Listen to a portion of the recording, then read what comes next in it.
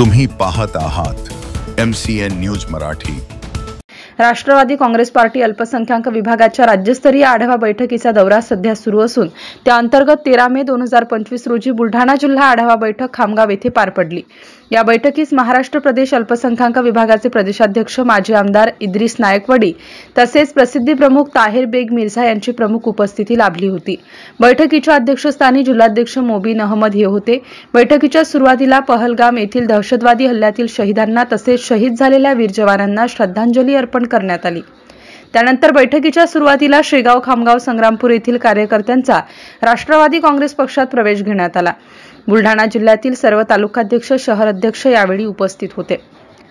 राहिना परवीन राष्ट्रीय सचिव राष्ट्रवादी काँग्रेस अल्पसंख्याक विभाग, शेख सलीम शेख फरीद जिल्हा उपाध्यक्ष राष्ट्रीय काँग्रेस अल्पसंख्याक विभाग, अंबादास पाटील तालुकाध्यक्ष खामगाव, शेख कलीम शेख अजीज तालुकाध्यक्ष राष्ट्रीय काँग्रेस अल्पसंख्याक संग्रामपूर यांच्यासह अनेक पदाधिकारी व कार्यकर्ते या बैठकीस मोठ्या संख्येने सहभागी झाले होते।